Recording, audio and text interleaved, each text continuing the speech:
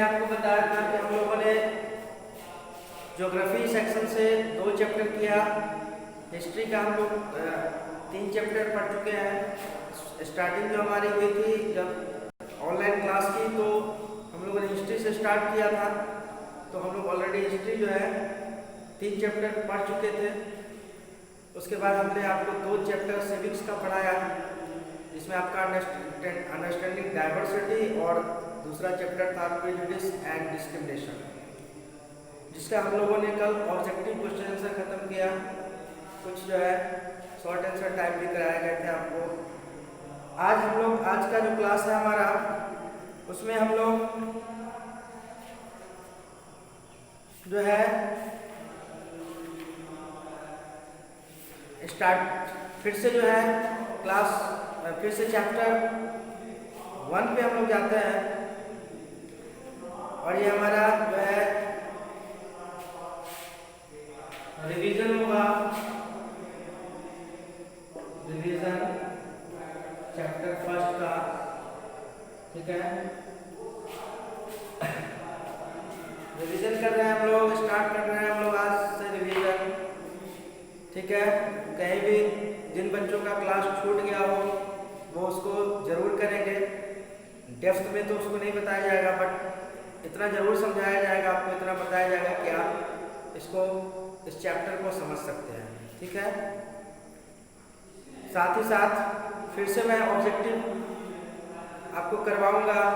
जिन लोगों ने नहीं किया है या जिन लोगों का छूट गया है या जिन लोगों ने किया है सही से समझ में नहीं आया, उसको ढंग से ज़रूर करेंगे।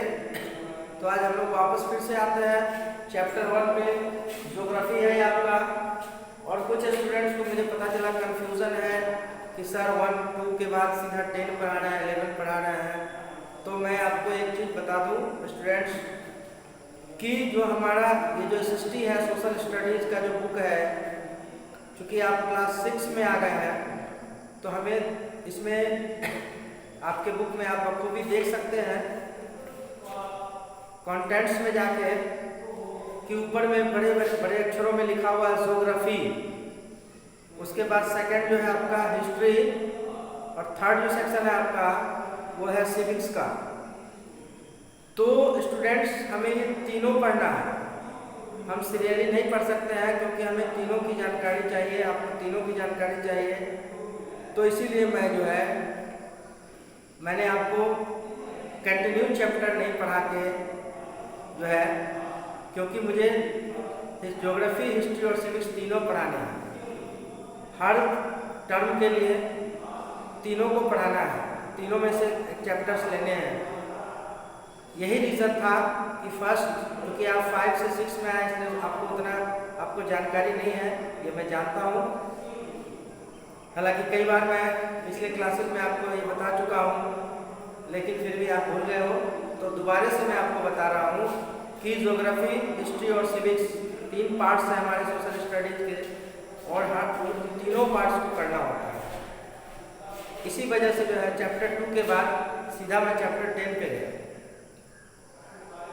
ज्योग्राफी 2 चैप्टर करने के बाद हिस्ट्री, ऑलरेडी पहले मैंने आपको हिस्ट्री पढ़ाया था जब स्टार्टिंग हुई थी।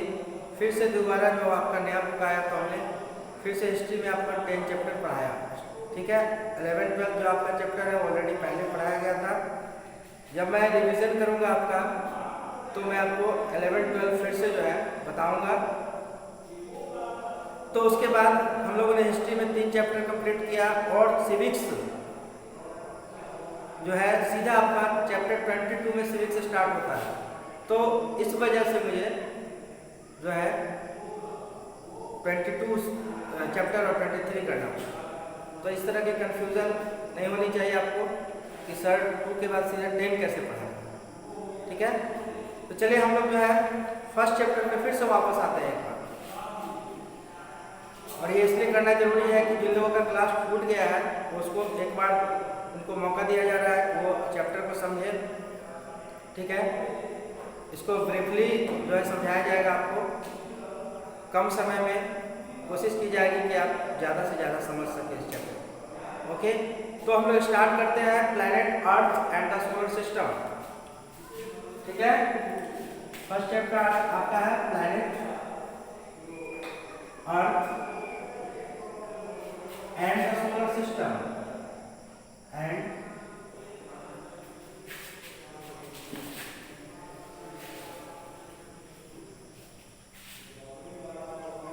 Planet earth and the solar system.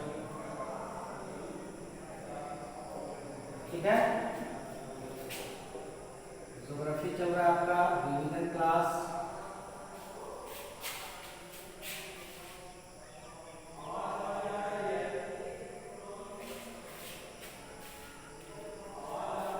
Planet earth and the solar system.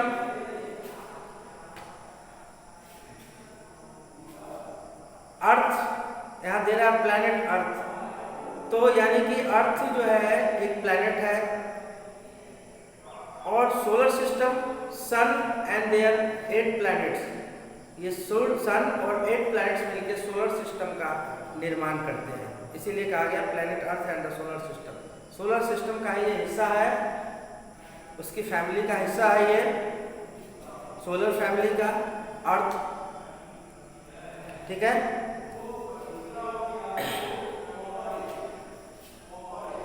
एक टर्म आ रहा है, वर्ड आ रहा है आपका द यूनिवर्स, जिसको हम लोग ब्रह्मांड कहते हैं। The universe contains the stars, planets, constellations, galaxies, asteroids, comets, meteors and everything else that we can see this। जो भी चीजें हम आकाश में देखते हैं वो सारी चीजें जो है यूनिवर्स का हिस्सा है, ब्रह्मांड कहलाता है, ब्रह्मांड का हिस्सा है। Big bang theory, it is believed that the universe came into being with a gigantic explosion of a cosmic egg, it is called the Big Bang। First atoms and later molecules were formed। पहला जो है atom का निर्माण हुआ है, molecules का निर्माण हुआ है ना, first time. Ultimately a giant cloud यानी बड़ा बादल, किस चीज का? Gases, cloud of gases and tiny dust particles called nebula were formed. A giant cloud of gases and dust particles, धूल कण उसमें मिले होते हैं जो नेबुला का निर्माण करते हैं। इच नेबुला है इट्स ओन ग्रेविटी, सबकी अपनी अपनी ग्रेविटी होती है, शक्ति होती है, एंड ए स्पिनिंग मोशन।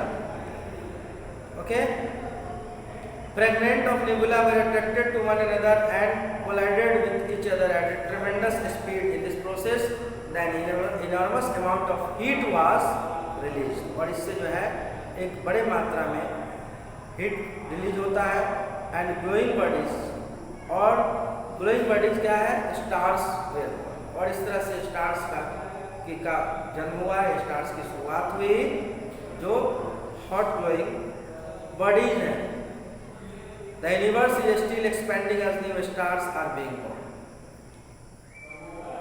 उसके बाद जो अगला आपका टर्म है मिल्की वे, वेरी इंपॉर्टेंट। मिल्की वे क्या है? Millions of stars together make a Galaxy. Millions of stars मिलकर एक गैलेक्सी का निर्माण करते हैं, और बहुत सारे गैलेक्सी, सेवरल मिलियन गैलेक्सी मिलकर जो है यूनिवर्स का निर्माण करते हैं। We also belong to a galaxy, it is called the Milky Way। और दूसरा नाम इसका है आकाशगंगा। ठीक है, मिल्की वे और आकाशगंगा भी इसको कहते हैं।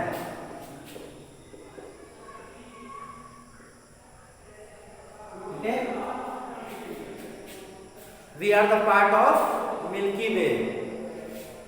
If we look at the sky on a clear night, we can see the Milky Way as a faint band of light, faint band of light stretching across the sky।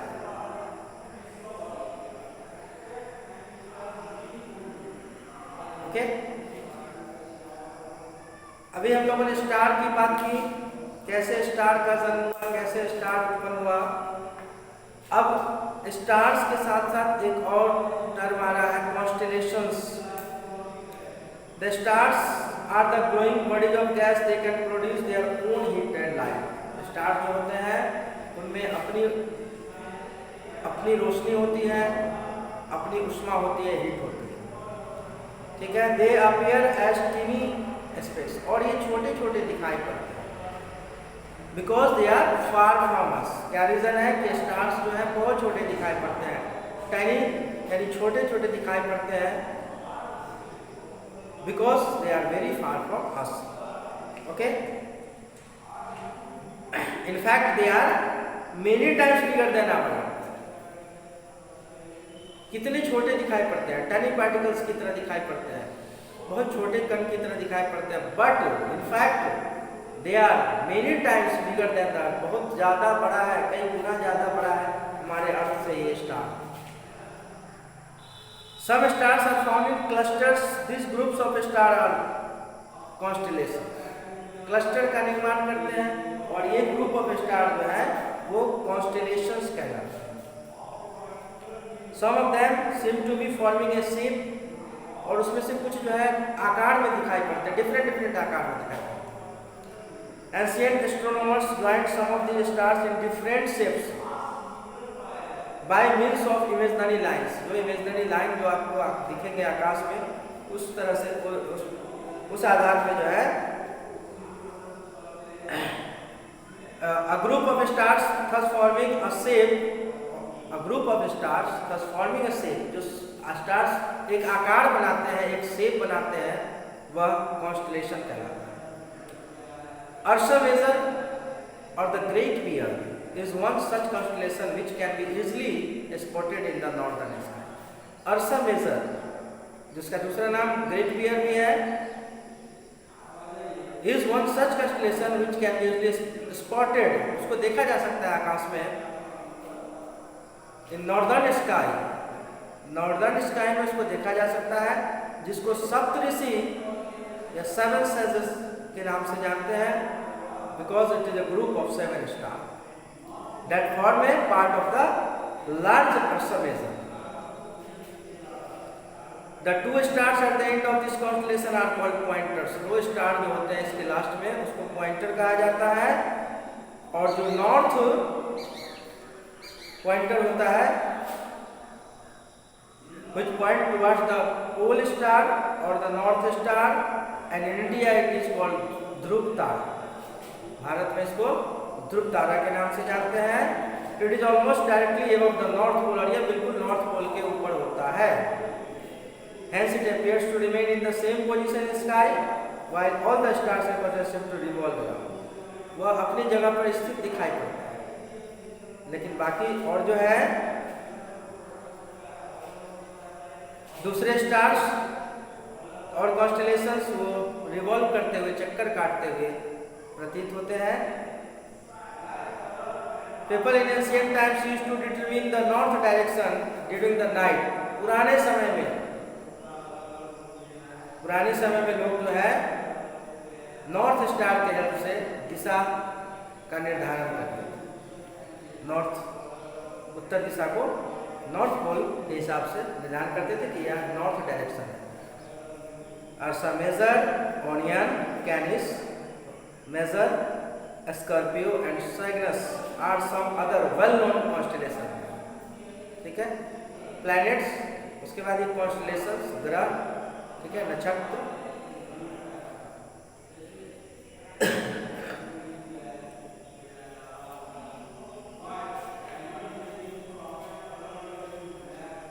Main जो आपका इस chapter का है the solar system के बारे में जानकारी मिलती है इस चैप्टर से हमें। सोलर सिस्टम क्या है? Solar system is the family of the sun which includes the sun and there 8 planets. Sun और उसके 8 प्लैनेट्स मिलकर जो सोलर सिस्टम का निर्माण करते हैं, और साथ ही साथ satellites, minor planets, asteroids, meteorites and comets that move around the sun. Let us find out some more about them. सबसे पहला द सन, सूरज के बारे में, सन के बारे में हम पढ़ेंगे। सन क्या है? The sun is the centre of the, सब जो है सेंटर है सोलर सिस्टम का, मध्य में होता है। What is sun? Sun is a star it looks brighter and bigger like a ball of fire. Brighter है, बिगर है, और यह ऐसा दिखता है जैसे फायर का आग का गोला हो। Because it is nearer to the earth, और इसीलिए इतना बड़ा दिखता है, इतनी ज़्यादा रोशनी दिखती है, इतनी ज़्यादा चमक होती है, क्योंकि यह हमारे पृथ्वी से नज़दीक है। ठीक है, it is nearer to the earth, it is about 1500 lakh kilometre away from the earth. 1500 lakh kilometer away from the earth. Its diameter is about 109 times the earth's diameter. अर्थ के डायमीटर का है ना 109 गुना जो है ज़्यादा। डायमीटर एंड सर्किल पढ़ा हुआ अपने मैथ्स में।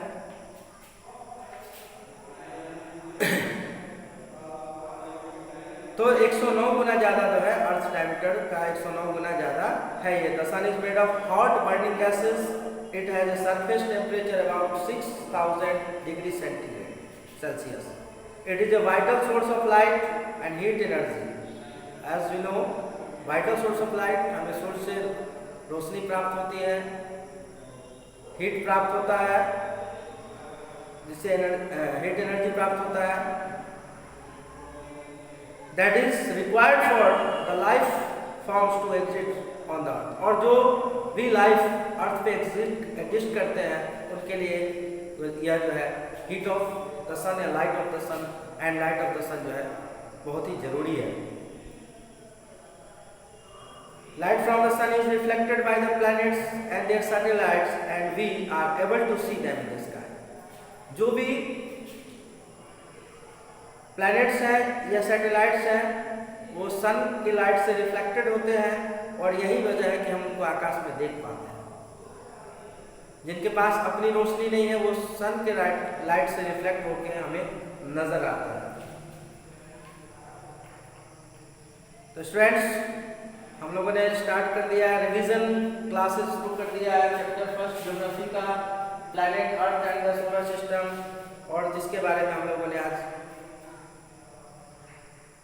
पढ़ा, कुछ टर्म के बारे में पढ़ा, Milky Way, some constellations and the sun. हम लोग नेक्स्ट क्लास में जो है स्टार्ट करेंगे, प्लैनेट्स के बारे में पढ़ेंगे, कौन कौन से प्लैनेट्स हैं, किस पोजीशन पे है, सन से कितनी दूरी पे है, क्या करते हैं प्लैनेट्स, ठीक है,